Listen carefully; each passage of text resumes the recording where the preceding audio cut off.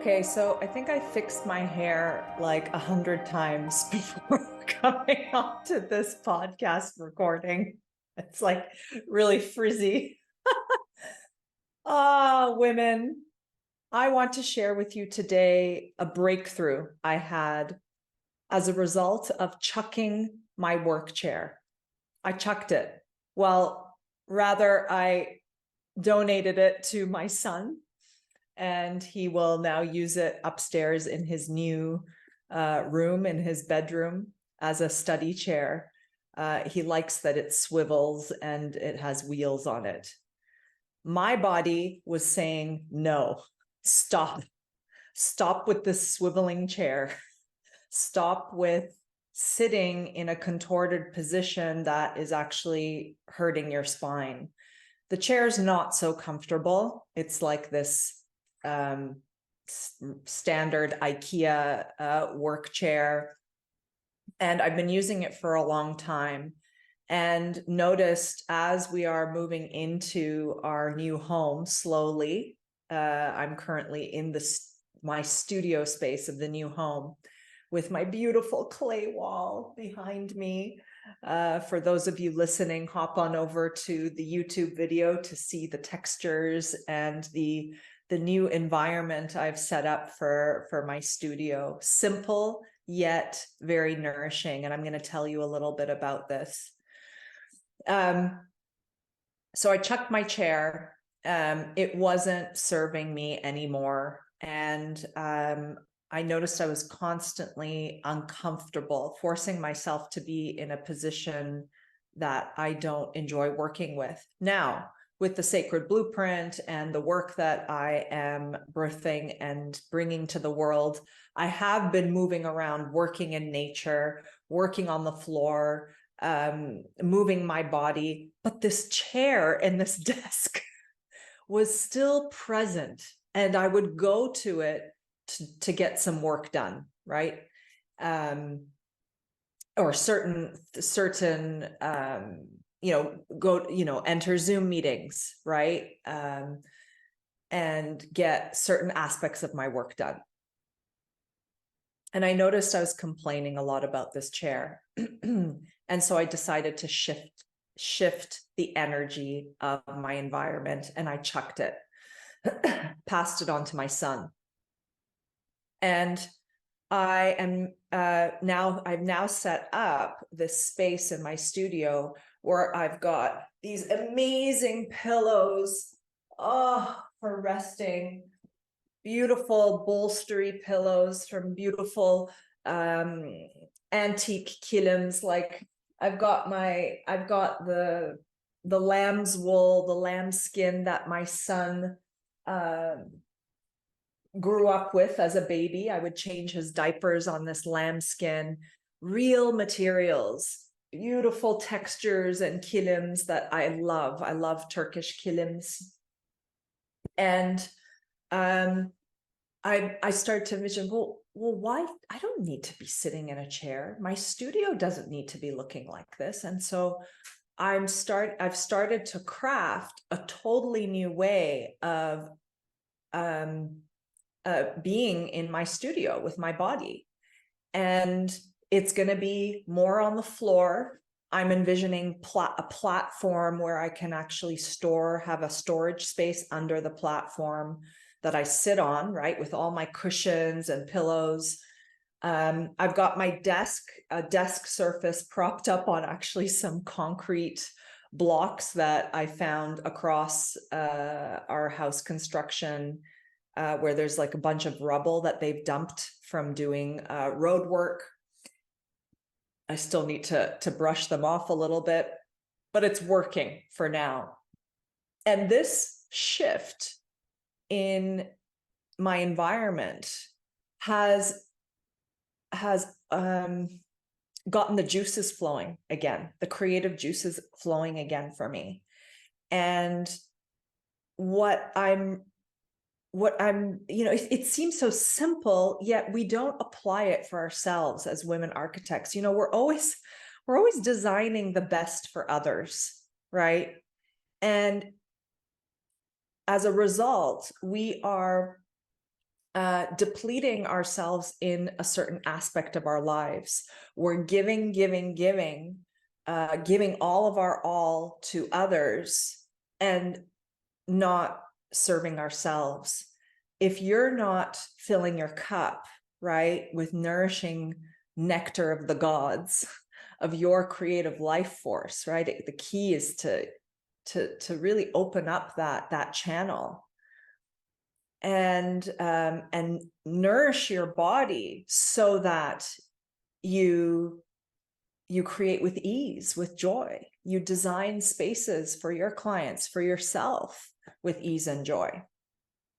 So I'm envisioning this platform and inspired by Japanese tea rooms, inspired by you know, the gathering spaces or eating traditions of the Middle East, all on the floor. Right now, I'm in cross-legged position. My hips are on the floor. My tailbone is happy and yummy and is slightly bolstered by one of these pillows. I mean, we know this, right, women? We know this. We go to yoga, we do our meditation, but notice how you're still compartmentalizing your life. Okay, I did the yoga. Now I'm off to the office and I'm in front of the computer sitting in this fucking chair. Okay, you might have a really great chair. So this is actually not about whether or not you have a chair and whether you enjoy sitting in a chair or not. There are amazing ergonometric chairs out there, and there are amazing throne chairs out there that I've seen some beautiful spiritual leaders sit in. There's all different kinds of chairs. There's poofs, there's cushions, there's amazing yoga chairs out there. Find your chair. My chair is the floor right now with a pillow, and I'm so happy about it. I'm so happy about it. And now I can just like relax when I'm in a Zoom meeting. And what is with this formal stuff, right? We're just always like, oh, you know, as I relax back and sit in a nourishing way that supports my spine, supports my womb, relaxes my jaw. We put so much effort into showing up in a way that is so unaligned with our joy, our freedom.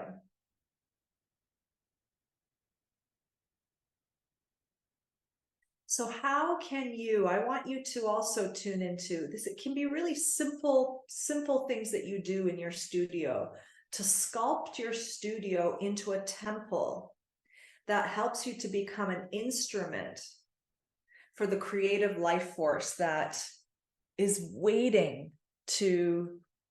urgently waiting to stream through you. So you build the temples of the future, the sanctuaries of our future. So you serve in a way that is really speaking to the truth that wants to come forward from your mouth, from your being at this very crucial time in our evolution right now. The other piece is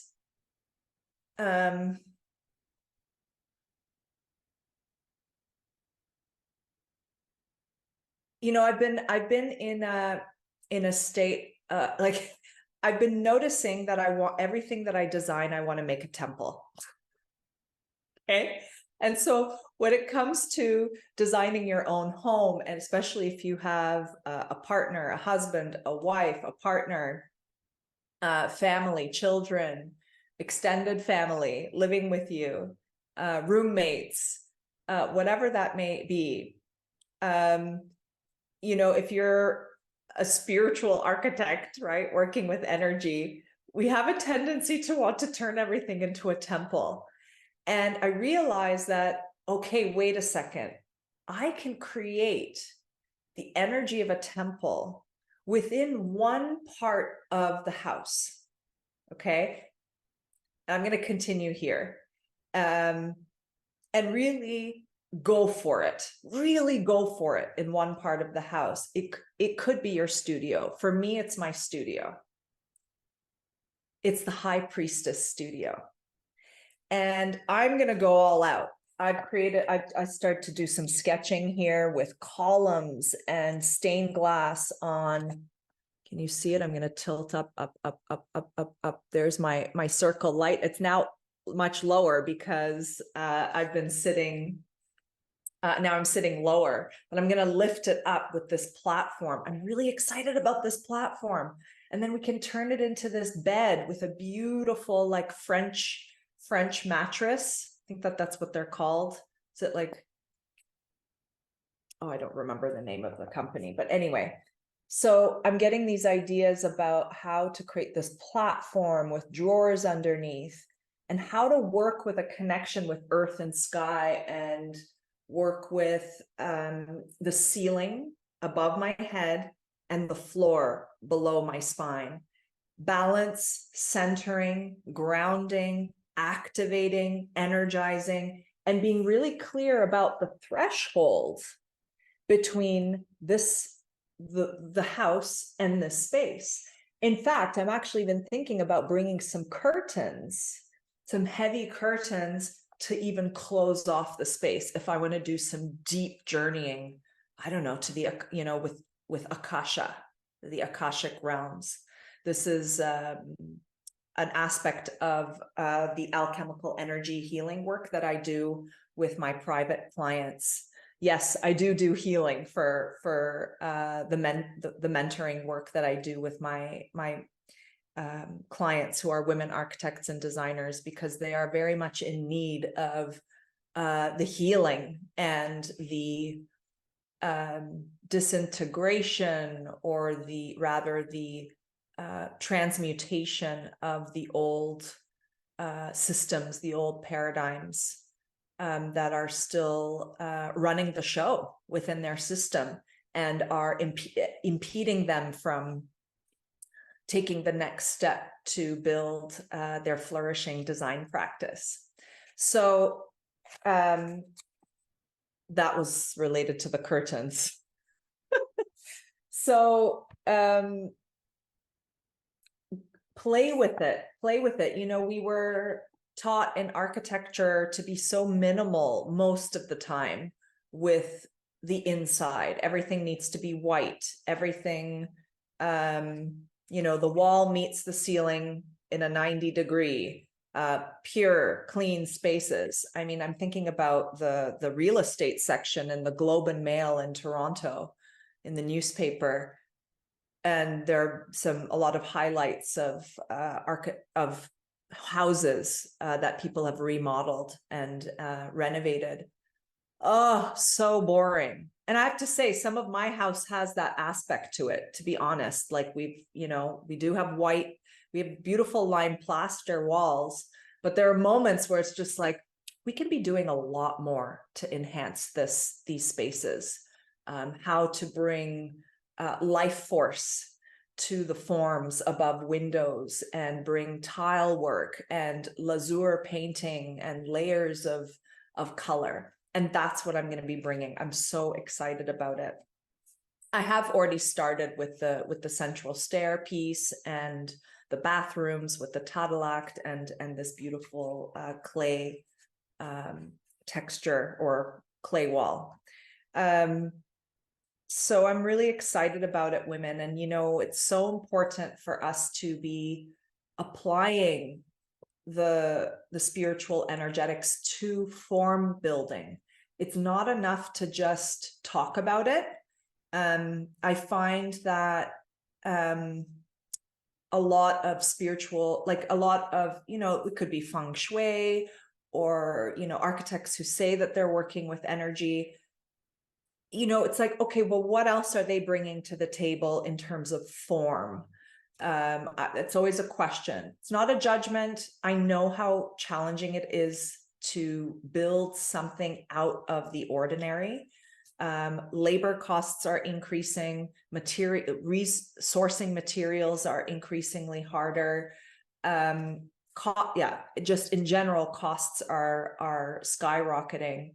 And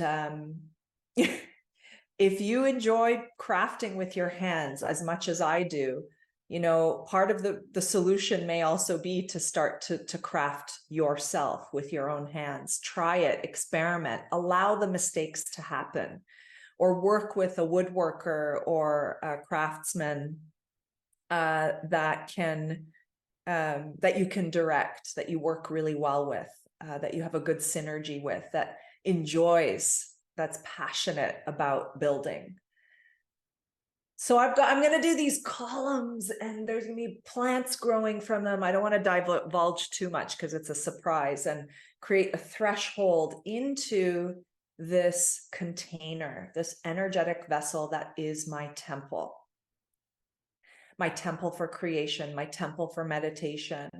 And sometimes guests can come and sleep on the temple, right? The temple floor. It can be versatile. It is a home. And going back to this piece of like, oh, geez, you know, like I'm always just wanting to impose the temple onto my home, the temple program onto my home. And you know what, women, on a deeper level, yes, on one hand, it's like, okay, you don't want to turn everything into a temple and make the architecture so intense and saturated or overly formed that it becomes tiring for the family to live in. You want a calming space. You want something serene. But it doesn't mean you can't use color. It doesn't mean you can't use expressive forms. It's just really tuning into what are the ones that will soothe the whole family. What are the ones that will also, it's not only about soothing. Sometimes you need a bit of fire, spark, activation, waking up, right? In various parts of the house that will help the energy to flow, to move, right? There's an exchange between slower, faster energies, quieter, louder energies, right? And how does it all play into the story of home for you? So when we go on a deeper level, in a way, the old temples, right? The church, the synagogue, the mosque, the temple, the shrine, in a way, they are outdated. And the new consciousness is about building the temple within. And so if that's the case, if that resonates with you, and it's about finding God within us, then your home can be a direct reflection of that. It is a temple. It is your sanctuary. Does it need to look like the temple of Dendera in Egypt? No. Does it need to look like the Great Blue Mosque in Istanbul? No. What is it going to look like for you? And play with the forms. Form language is super key. And I'm not talking about just painting on, now, when I say just painting on the wall, that's really important to do too.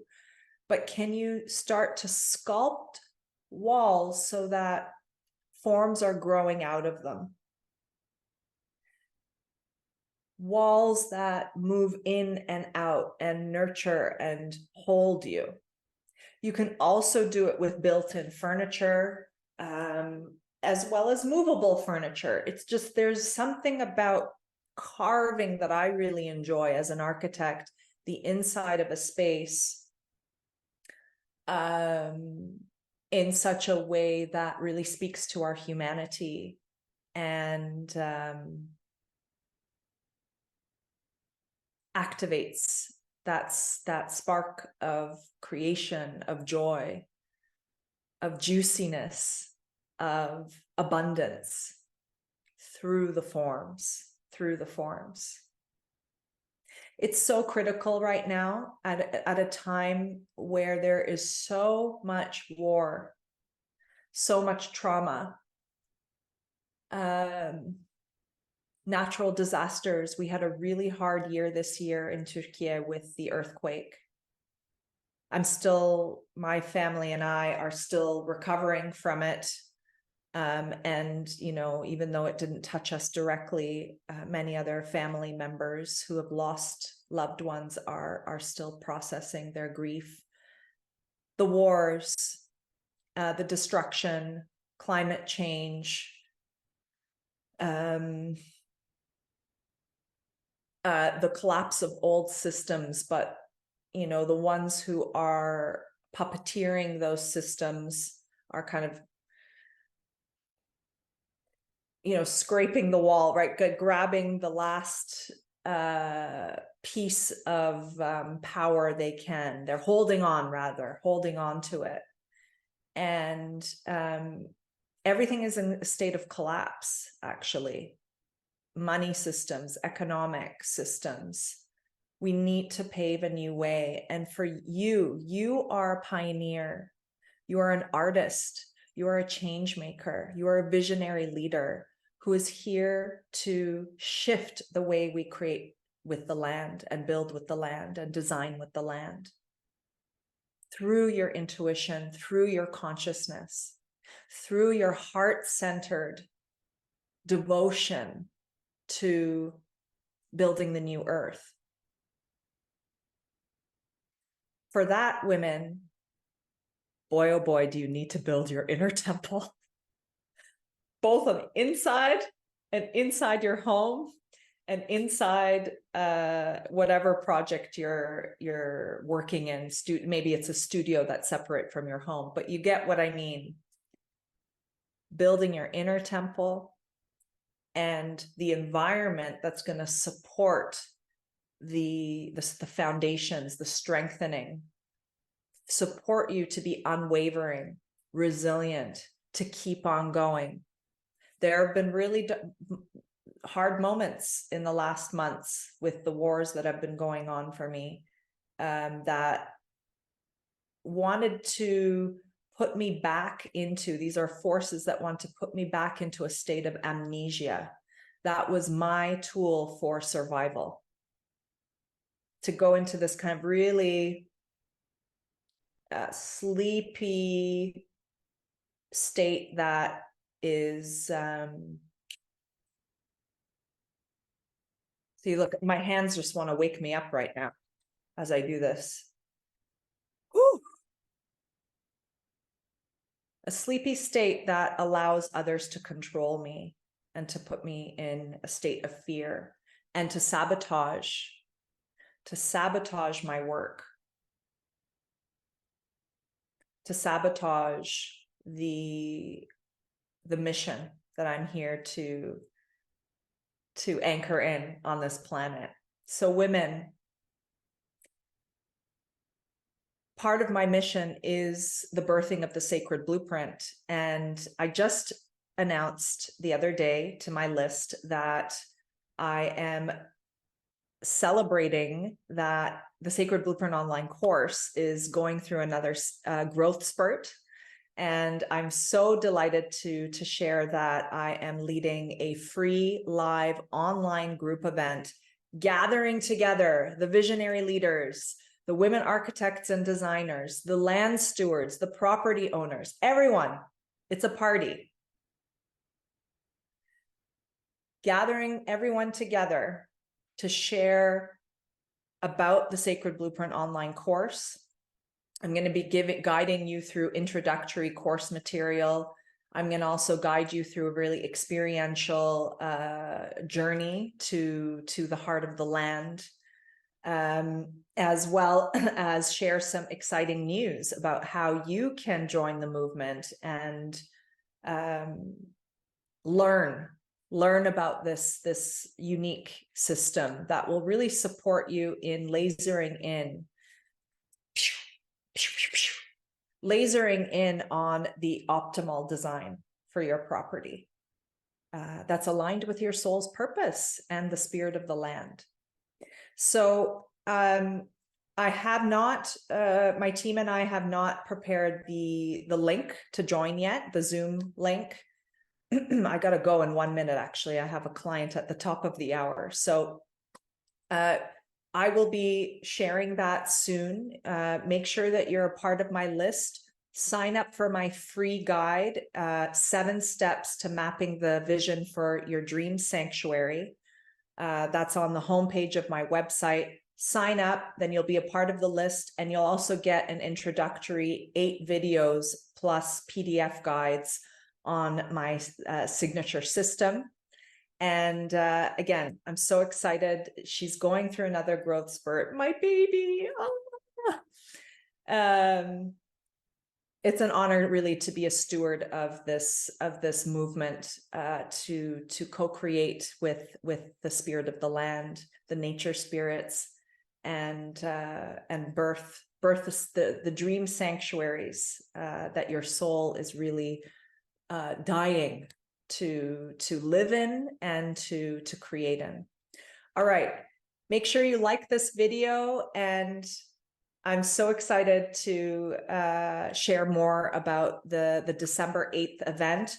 It's from 5 p.m. to 7 p.m. Istanbul time. We'll be gathering for 2 hours. It's a group session, and I can't wait.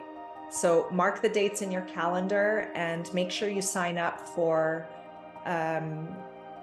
the 7 steps to mapping the vision for your dream sanctuary. All right, bye.